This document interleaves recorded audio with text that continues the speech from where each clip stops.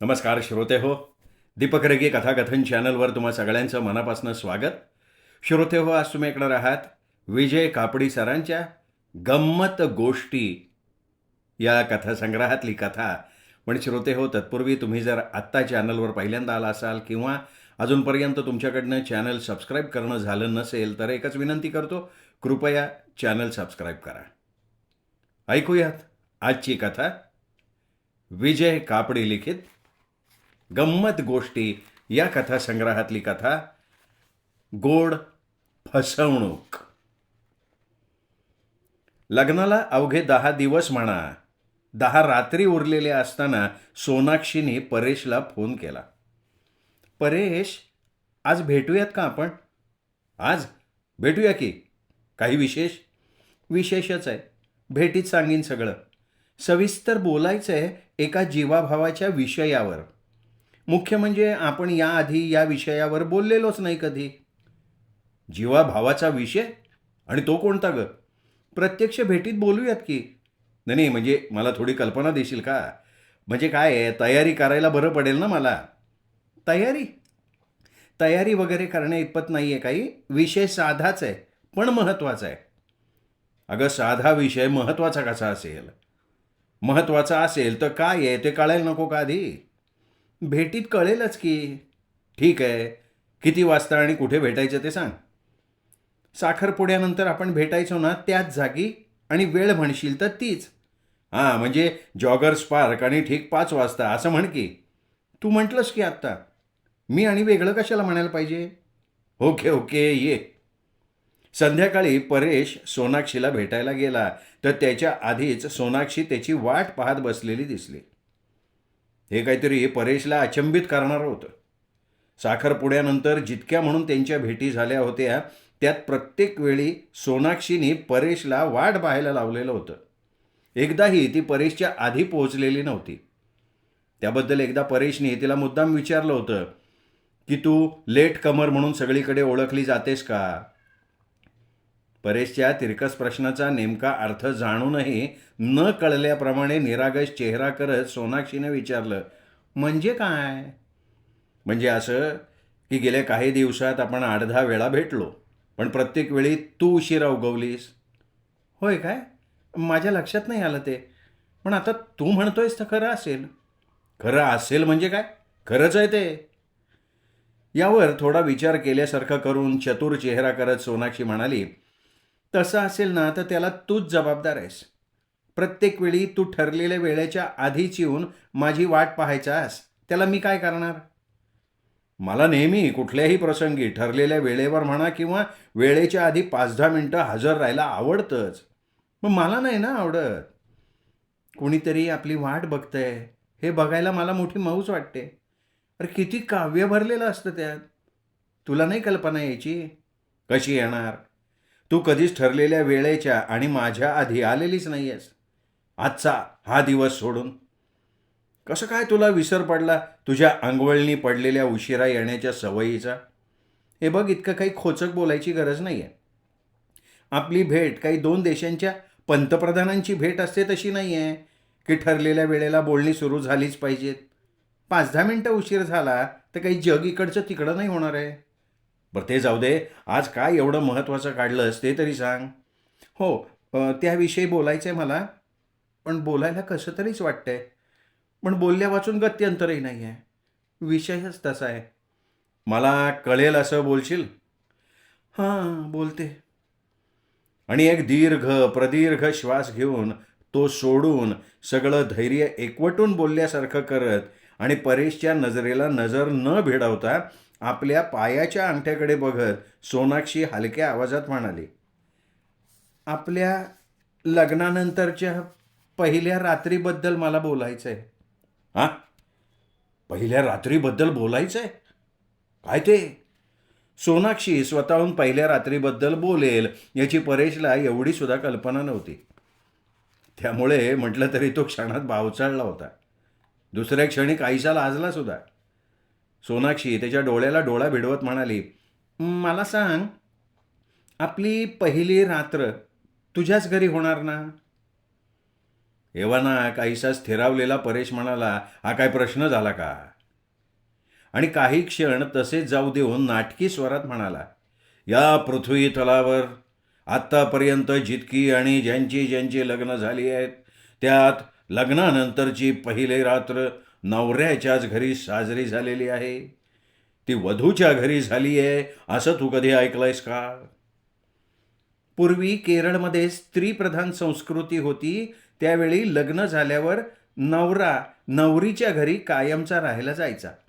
त्यामुळे त्यांची पहिली रात्र वधूच्याच घरी साजरी व्हायची. परेशला कसा पेचात पाडला असा चेहरा करत सोनाक्षीनं विचारलं.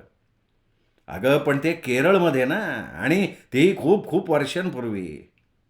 आता तिथेच काय, पण सगळीकडे लग्नानंतरची पहिली रात्र ही नवऱ्याच्या घरी साजरी करायची असते. त्यात तू बदल करू बघतेस का काय?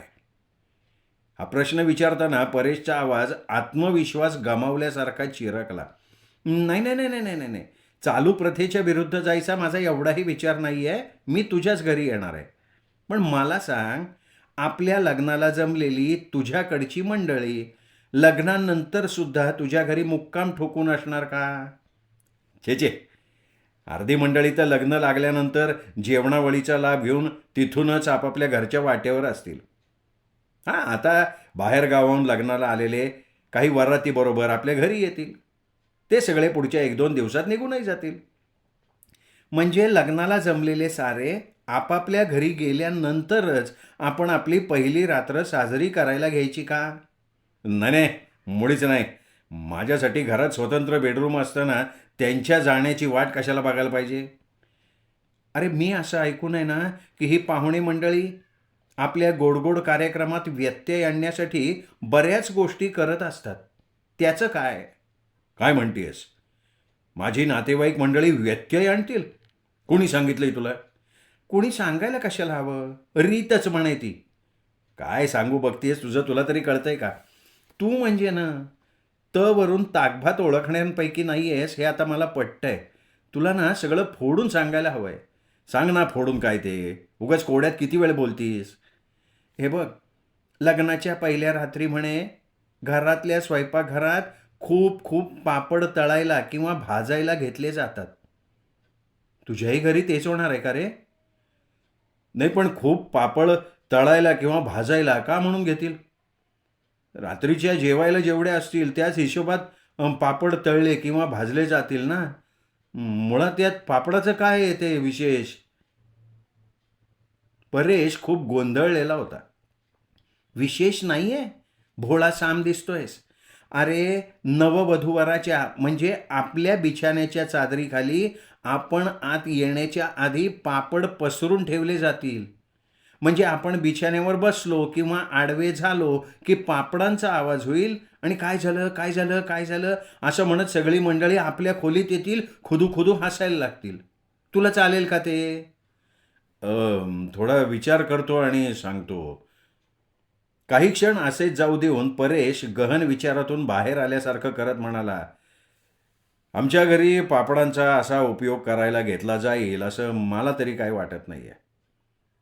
काय आहे, माझी आई खूप काटकसरी स्वभावाची आहे. मागे सांगितलं होतं ना मी तुला माझ्या आईबद्दल. नसती उधळपट्टी आईला सहनच होत नाही. आवडतच नाही का तिला असलं काही?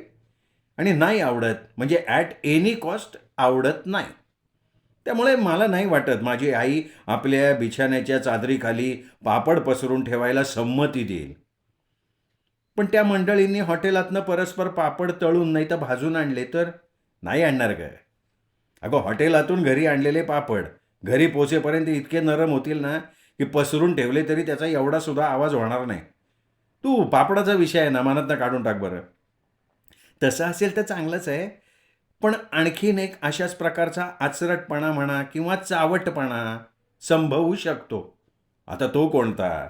म्हणजे मी ऐकून आहे बरं का, वधूवरांच्या पलंगाखाली घरातल्या लहान मुलांना वधूवर खोलीत येण्याच्या आधी बसवून ठेवतात म्हणे. आणि वधूवर पलंगावर बसले की मुलं खो खो खो हसत हसत बाहेरच्या दिशेने पळ काढतात. आणि मोठी मंडळी, विशेषतः बायका, तोंडावर पदर घेऊन आणि पुरुष मंडळी खुलेआम मोठ्यांदा हसतात म्हणे. असं काही आपल्या बाबतीत व्हायची शक्यता वाटते का रे तुला?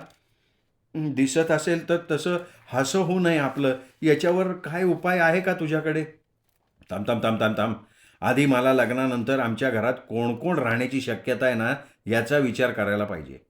त्यांची मुलं कोण, किती असतील, याचाही मला अंदाज घेतला पाहिजे.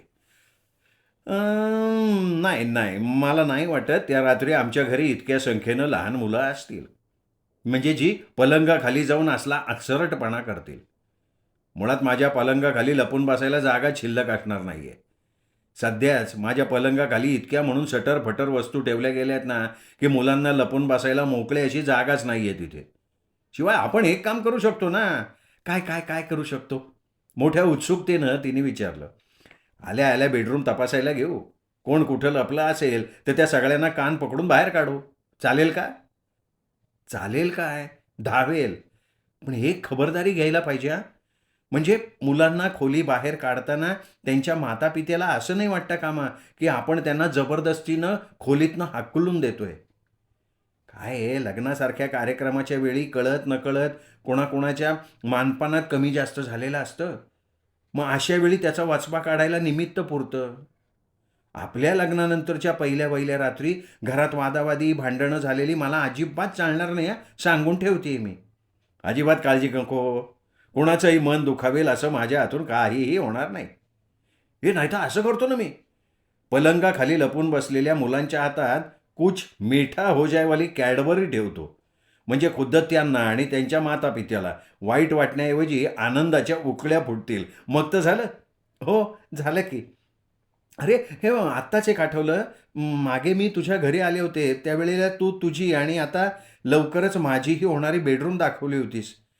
त्यावेळी बेडरूमच्या दाराला आतून कडी नसल्याचं माझ्या लक्षात आलं होतं आणि तुझं नसलेल्या कडीकडे मी लक्ष वेधवलं होतं. एव्हाना तू आतून कडी घालून घेतली असशीलच, नाही का? नाही, हे बघ, तुझ्याशी मी काही खोटं बोलणार नाही आहे. म्हणजे मला तुझ्याशी खोटं बोलायचंच नाही आहे. त्यामुळे मी सांगेन की तू त्या नसलेल्या कडीची आठवण करून दिलीस आत्ता, ते फार छान झालं. आपलं बोलणं आटोपल्यावर लगेच सुताराशी संपर्क साधतो, कडी बसवून घेतो. तुझी खात्री पटावी म्हणून तुला व्हॉट्सअपवर कडीचा फोटो पाठवून देतो. मग तर झालं. अरे, इतकं काही पुरावा म्हणून फोटो बिटो पाठवायची गरज नाही आहे. तुझ्या बोलण्यावर विश्वास आहे माझा. अरे, एकमेकांवर असलेल्या विश्वासावर तर नवरा बायकोचं नातं टिकून असतं. हे असं ना कोणीतरी म्हटल्याचं मला या क्षणी आठवतंय बरं का. अरे हो, एक तर मी विसरले होते. दारावरच्या कडीवरनं आठवलं. आपल्या बेडरूमचं दार खूप जुनं झालंय, असं नाही वाटत का रे तुला? अगं, दारच काय, आमच्या संबंध घरच जुनं आहे. थेट आजोबांच्या काळातलं आहे ते. माझ्या आजोबांना ना शब्दकोडी सोडवायचा नाद होता. एक शब्दकोडं बिनचूक सोडवल्यामुळे त्यांना पहिल्या क्रमांकाचे ₹50,000 मिळाले होते. त्या काळात ₹50,000 मग किती मोठी रक्कम बघ की. अख्खं घर उभं करून टाकलं त्यांनी त्या बक्षिसाच्या पैशात. त्यानंतर बाबांनी आणि पुढे दादांनी थोड्या सुधारणा करून घेतल्या, पण त्या तेवढ्या पुरत्या. तेच म्हणते अरे मी. आपल्या बेडरूमचं दार आहे ना, त्याचं लाकूड पुरतं झिजलंय रे. त्या दाराला कितीतरी लहान मोठ्या फटी आहेत. बाहेरच्या माणसाने ठरवलं ना, तर त्या फटीतनं आत काय चाललंय ते सगळं दिसू शकतं. अवघडल्यासारखं नाही का रे वाटणार? नाही नाही, त्याची नको तुला काळजी. अगदी परवा परवापर्यंत दादा आणि वहिनीची ती बेडरूम होती. आता माझं लग्न ठरलंय ना, म्हणून स्वतःसाठी दादानं दुसऱ्या बेडरूमची व्यवस्था केली आहे आणि त्याचं बेडरूम मला देऊन टाकलंय. आता दाराला पडलेल्या फटीबद्दल म्हणशील ना, तर त्याच्यावर उपाय आहे. त्या फटी आहेत ना, तात्पुरत्या बुजवता येतात. लहान मोठ्या आकाराचे कापडाचे बोळे भरले की दिव्य दृष्टी असलेल्या सुद्धा आतलं काही दिसणार नाही. नाही, नको नको नको नको, तू काळजी करू नको, तू निश्चिंत राहा. काय म्हणालास? तात्पुरत्या फटी बुजवायला कपड्याचे बोळे वापरायचे? शी शी शी शी शी. अरे, किती बेडप दिसेल ते दार. त्यापेक्षा आपण असं करूयात ना, आपण ते दारच बदलून टाकूयात ना. बाजारात कितीतरी चांगली चांगली दारं विकत मिळतात अरे. दाराचं माप सांगितलं ना, की चौकटीला फिट बसणारं दार बसवून देतात रे ते. माझ्या मते ना, आपण ते जुनं पुराणं दार बदलूयात. कसं? दारच बदलून टाकायचं? अरे, असं काय घाबरल्यासारखा चेहरा करतोयस? आपण फक्त दारच बदलणार आहोत. घर बदलायला सांगितल्याप्रमाणे चेहरा झालाय तुझा. अगं, कडीचं ठीक आहे गं. दाराला कडी लगेच बसवता येईल. नाही नाही, म्हणजे मी ती कडी लगेच बसवून घेईन सुद्धा. पण दारच बदलायचं म्हटलं तर आईबाबांना विचारायला लागेल ग. खुशाल विचार, पण मी सुचवलंय असं अजिबात सांगायचं नाही. नाही नाही नाही सांगणार नाही. आणि हे सांगताना ना अशा काही नेमक्या शब्दांची पेरणी कर ना की त्यांनी संमती दिलीच पाहिजे. कसं? अगं जुन्या दाराच्या जागी नवीन दार बसवायला घ्यायचं म्हणजे खर्च आला की नाही. लहान मोठा कुठलाही खर्च करायचा ना म्हणजे बाबा आणि आई दादा वहिनीच्या कानावर घालतील, चर्चा करतील, मग विविध मुद्दे उपस्थित केले जातील आणि 2 तास चाललेल्या चर्चेत निष्पन्न होईल ते एवढंच, की हा सगळा व्यर्थ खर्च आहे, तो पुढे ढकललेला बरा. म्हणजे त्या जुनाट दाराआड आपण आपली पहिली रात्र साजरी करायची. अरे मी आपल्या बेडरूम आणि पहिल्या रात्रीबद्दल किती स्वप्न पाहिली होती रे. बेडरूमच्या खिडकीला मस्त पडदा लावायचा आहे रे मला. हा ते जमेल की ते जमेल. तू सांगशील तो पडदा मी लटकवायला एका पायावर तयार आहे. पडद्याचं टेन्शन नको घेऊ तू. आणि तुला आणखीन एक सांगायचं राहिलं. आहेस का आणखीन? नाही नाही म्हणजे मला वाटलं होतं खिडकीचा पडदा हा आपल्या बोलण्यातला शेवटचा विषय असेल. अरे आपलं लग्न होतंय. नव्या संसाराची सुरुवात करणार आहोत आपण. नव्या टवटवीत संसाराला जुना कुबट्ट वास नको म्हणून घर बदलूया असं नाही मी म्हणत आहे. निदान बेडरूम तरी आकर्षक वाटेल, पुन्हा पुन्हा बेडरूममध्ये जावंसं वाटेल आणि एकदा आत गेल्यावर बाहेर येऊच नाही असं वाटेल, असं काहीतरी करूयात असं म्हणायचं आहे मला. मला सांग, आपल्या नियोजित बेडरूममध्ये गरजेपेक्षा अधिक सामान भरलंय असं नाही का तुला वाटत? का आधी ती अडगळीच्या वस्तूंची खोली होती? काय बोलतेयस अगं? मगाशीच मी तुला नाही का सांगितलं की ती दादा वहिनीची बेडरूम होती म्हणून? नाही ते असो, पण आता ती सगळी अडगळणं आपण बाहेर काढू. त्यात काय एवढं मोठं आहे? ते होऊन जाईल लगेच. हां, नाही, नाही, पण अरे बापरे! का रे काय झालं? नाही काही नाही. मग ती आतली काढलेली अडगळ आहे ना, ती कुठे ठेवायची? हा प्रश्न नाही का आधी सोडवायला लागणार? मग आता रे, अडगळ तशीच राहू द्यायची? मला सांग, मग लग्नानिमित्त मला बाबा आईकडनं मिळालेलं कपाट, wardrobe, dressing table, writing table, खुर्ची ती कुठे ठेवायची मी? रायटिंग टेबल, खुर्ची? अगं ती कशाला? असं कसं रे तू विसराळू? अरे मी नवोदित कवयित्री आहे. हे नाही का मी तुला आपल्या पहिल्याच भेटीत सांगितलं? त्या दिवशी सुचलेली कविताही तुला मी ऐकवली होती आणि तू सुद्धा वाह वाह वाह वाह वाह असं म्हणाला होतास. कधी कधी अकस्मात मला कविता सुचायला लागते. डोक्यात शब्दांची गर्दी होते. मग त्या गर्दीला वाट करून देण्यासाठी कागद पेन घेऊन बसायला लागतं. मग त्याच्यासाठी टेबल खुर्ची नको का? पण त्याची तुला नको आहे काळजी. टेबल खुर्ची बाबांनी आणली आहे विकत. तिच्यासाठी आपल्या बेडरूममध्ये जागा हवी आहे एवढंच काय ते. हा ते जमेल ग. शिवाय कविता लिहिण्याव्यतिरिक्त टेबल खुर्चीचे आणखीनही उपयोग असतात की. अगं बाई, महत्त्वाचं विसरलेस की रे. आता काय राहिलं बाई? अरे सध्या आपल्या बेडरूममध्ये तो पलंग खूप जुना नाही का वाटत तुला? पलंगावरच्या आपल्या प्रत्येक हालचालीच्या वेळी कर्र कर्र कर्र असा आवाज येत राहील, मूड जाईल रे. त्यापेक्षा तो काढून आपण नवीन पलंग घेतला तर? अर्थात पलंगावर घालण्याची गादी, उश्या, चादरी हे सगळं सामान बाबा देणार आहेत. त्यांना पलंगसुद्धा द्या असं म्हणणं मला योग्य नाही वाटत आहे. शिवाय पलंगाला तसे फार पैसेही नाही पडत ना. हे बघ प्रश्न पलंगाला पडणाऱ्या पैशाचा नाही आहे. सध्याचा जुना पलंग कुठे ठेवायचा हा मोठा प्रश्न निर्माण होणार आहे. अगं अरे तो वन पीस आहे वन पीस. म्हणजे सुतारानं खोलीत बसून तयार केलेला तो पलंग आहे. त्याचे भाग नाही करता येणार अगं. तो खोली बाहेर काढणार कसा आपण? तर मग त्याच्यासाठी दरवाजा तोडायला लागेल. नाही नाही नाही नाही नाही. आहे त्या पलंगावर आपण ती नवीन गादी पसरवून टाकू. नको? ठीक आहे. पलंग बाहेर काढण्यासाठी दरवाजा तोडून मोठा करावा लागणार असेल तर राहू देत. आपण जुन्या पलंगावर चालवून घेऊ काम. मग आता मला सांग बेडरूमच्या रंगाचं काय? 2 भिंतींना गुलाबी रंग आणि राहिलेल्या 2 भिंतींना गुलाबी रंगाला मॅचिंग होणारा कुठलाही रंग चालेल. मुळीच चालणार नाही. अजिबात चालणार नाही. मी आल्या आल्या नाही का सांगितलं का तुला? लग्नानिमित्त संबंध घर रंगवून झालंय म्हणून. आता नुकताच लावलेला रंग खरवडून काढून नवीन गुलाबी रंग लावायला घेणं म्हणजे आई, बाबा, दादा, वहिनी यांची परवानगी लागेल ना त्याला. ती तर लागेलच, पण आधी त्यांच्यापुढे प्रस्ताव मांडावा लागेल का नाही? मग त्यावेळेला ते नक्की विचारतील, सध्याचा रंग लावायच्या आधी का नाही बोललास हा रंग लावायचा आहे वेगळा म्हणून? मग काय सांगणार? तू मला आत्ता सांगतेयस असं सांगू का मी त्यांना? नाही नाही, नको नको नको नको नको. तुमच्या कुठल्याही विषयाच्या गहन चर्चेत माझं नाव नको यायला मला. उगाच गैरसमज होतील रे. लग्नानंतरच्या सुरुवातीच्या म्हण किंवा आधीच्या काळात असे गैरसमज झालेले नको आहेत रे मला. हां, म्हणजे तू माझ्या खांद्यावर बंदूक ठेवून मागे राहून चाप उडू बघतेस असं समजायचं का मी? अगं बाई, असं काही नाही आहे. म्हणजे तुझा खांदा आणि त्यावर मी ठेवू पाहत असलेली बंदूक असलं काही नाही आहे. हां, आपल्या नव्या लग्नाला उठाव येईल असं काहीतरी मी तुला सुचवू बघते, एवढंच काय ते. अगं गंमत केली ग मी तुझी. अरे पण तू सध्या सगळीकडे ये जा करतोस, त्या तुझ्या जुन्या स्कूटरचं काय? जुनी स्कूटर? अगं जुनी कुठली? अवघी 4.5 वर्ष झालीत माझ्या स्कूटरला. काय मायलेज देते माहिती आहे माझी स्कूटर? मला त्या स्कूटरच्या मागे बसायला भीती वाटते. त्याचं काय? भीती? ती कसली आता? गेल्या 1.5-2 महिन्यात कितीतरी वेळा बसलीस की माझ्या मागे तू. नाही, तशी बसली आहे रे मी. नाही म्हणत नाही आहे ना मी. पण प्रत्येक वेळी मला पुढच्या क्षणी खाली पडते का मी, अशी भीती वाटत राहते. अजिबात भ्यायचं कारण नाही. गेल्या 4.5 वर्षात एकदाही छोटा मोठा नियम तोडला म्हणून आर-टी-ओने मला अडवलेलं नाही आहे. एकही अपघात घडलेला नाही आहे. एक आदर्श असा स्कूटर चालक आहे मी. ते आलं आहे माझ्या लक्षात. पण स्कूटरवर असले ना, की मला माझ्या मैत्रिणीची आठवण होते. ती आधीच तिच्या भावी नवऱ्याच्या स्कूटर मागे बसली.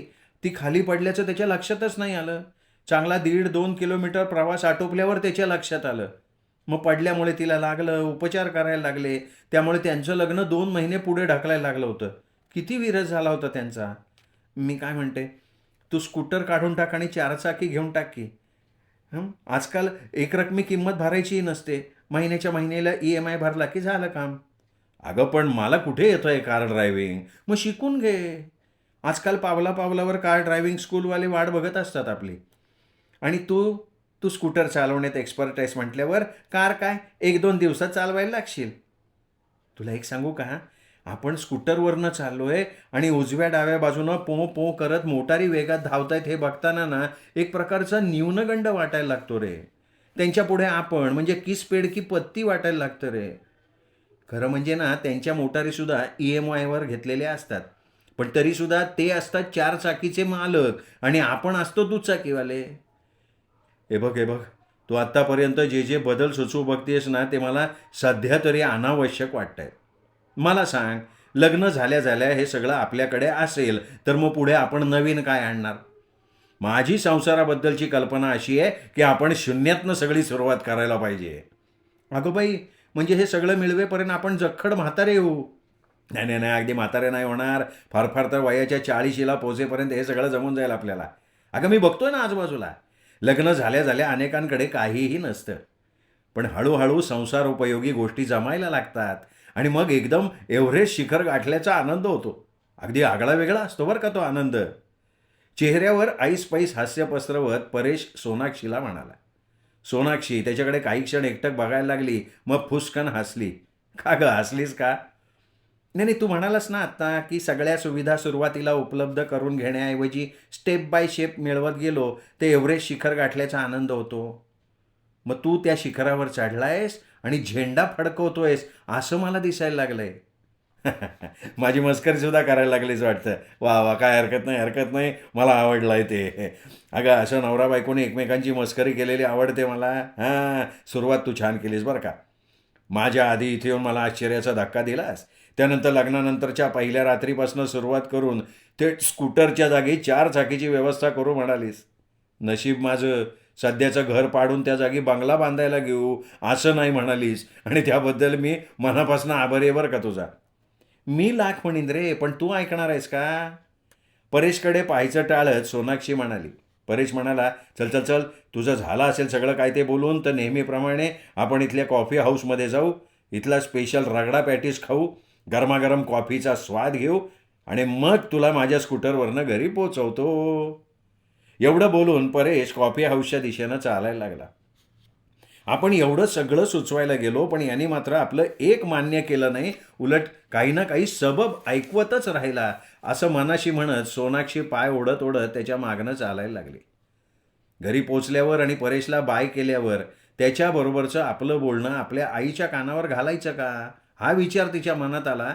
पण दुसरं मन म्हणलं नको, आपल्याप्रमाणे आईचा सुद्धा विरस व्हायचा. काय पण आपल्या बाबांनी स्थळ निवडलाय आपल्यासाठी, असा विचार करत सोनाक्षी घरात प्रवेश करती झाली.